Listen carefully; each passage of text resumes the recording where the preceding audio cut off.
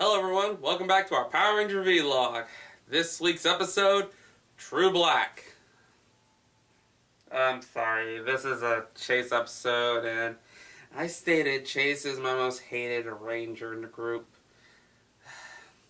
Well, it all starts off with our heroes training on their battle course somewhere in the forest, I have no clue, and Chase receives a new power, which only he could use.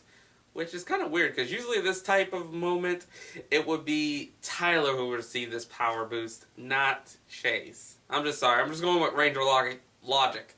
The Red Ranger usually gets a massive power, making him more better than the others, while everyone else gets their basic ones. But Chase gets one, so I'll give that, at least they did something nice for that. His power is basically an upgraded version of his armor mode, which I made jokes in the previous videos, where it's just a shoulder gauntlet. That's it. The new power, 2 shoulder gauntlets, which at the end form something that you put it together, it look like a dinosaur's head, and he has to have his gun with him the whole time holding it. That would be kind of awkward trying to punch someone when you got a gun in your hand, when you could just shoot them. What his power could do is a drill technique. Basically, he could drill through concrete walls, which was lucky because of what the monster of the week is. The monster of the week is a treasure-based monster called Gold Digger. When I first seen what his power could be, I thought it was a luck-based one because of the fact that he flipped the coin and the minion who tried to throw him out into doing Sledge's work exploded, so I was like, okay, so he's luck-based. Maybe that explains how he got captured. But nope! They just throw that one out the window for no reason. Should not be luck-based. No, his powers are simple. His coins are bombs, and he has the ultimate shield. A stone slab about as big as a book. But it can block any attack. Okay, sorry, I'm just stating everything about this monster before we move on to the next part. Our true story is basically Shelby likes a New Zealand band called the NZ Boys, which I'm thinking is more likely a parody of One Direction in some way. And Chase is making fun of her about it. Which, this is like, yeah, mostly a guy making fun of a girl like in One Direction. So, if it was Riley, would it be more insultive? Or if it was Koda or Tyler, he would have been making fun of the guy. If it was Ivan, it would have made more sense, because the guy still trying to understand everything, and understanding this would have been something good. But no, it had to be Shelby for this insult. During this, and what annoyed Shelby more was when they were doing concert tickets, it was supposed to be Chase to come in while Shelby goes out and get the tickets. Chase came in late, and Shelby failed to get the tickets. And he still kept making fun of it, saying it was a stupid band. And then they had to go out and fight the monsters because they appeared on Earth. Like, I'm surprised they'll just appear at that one location. Why was on the other side of the world? Do they have transportation besides using their dinosaurs to help them? None of them are water-based. Well, everyone except Ivan. Ivan got left behind because of an annoying customer kept demanding these things. Mustard, ketchup, pickles for everyone. And Ivan was left behind. They all doing their traditional battling the monsters, and yet a thought now came to my head. If Poisandra is Sledge's fiance, why does he keep sending her out in the battlefield? Wouldn't he be more worried about her getting killed? There's their romance. Either that or he's really that trusting that she is strong enough to get through everything. What else? Yeah, as soon as Tyler was having a hard time, Ivan came in to save him, and we got a joke that the customer tipped him $1. Yeah, he did all that hard work for $1. Yeah, I understand. This is something like fascinating for Ivan, but to us, this is like, we got gypped. And then Gold Digger shows why he's called Gold Digger, with what his stone slabs could do besides being the ultimate shield. Which I don't see why can't they just do rapid firing. He can't do that. He can't deflect every shot super fast. A good sharpshooter like Chess could just do that. I'm sure he can't do that. And then like that. But nope. What Gold Digger does is a cool trick, which I'll admit. He throws a slab in the air, it multiplies, grows bigger, and literally flops onto the victim. And they were basically playing a game of running like idiots. Some of the slabs fell down, landing on Ivan, Tyler, and Shelby, crushing them into the earth, which also destroyed their power suits. While Chase decided to try to use his new power to get through, which was completely screwing with him. He couldn't activate it. So they ran off.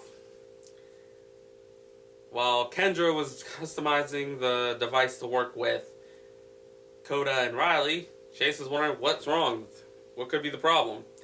And soon we discovered he cannot use his power because he was teasing Shelby.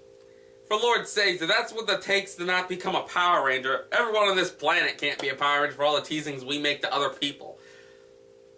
So, too much teasing ruins your powers as a Ranger. Somehow, throughout that whole time, I should have mentioned that they are trapped in a little... Our three are trapped in a little small box and they're running out of air, as usual, for this type of situation. And yet the monsters did not once thought of getting them out, getting the energems off of them while they're suffocating for air. Logic.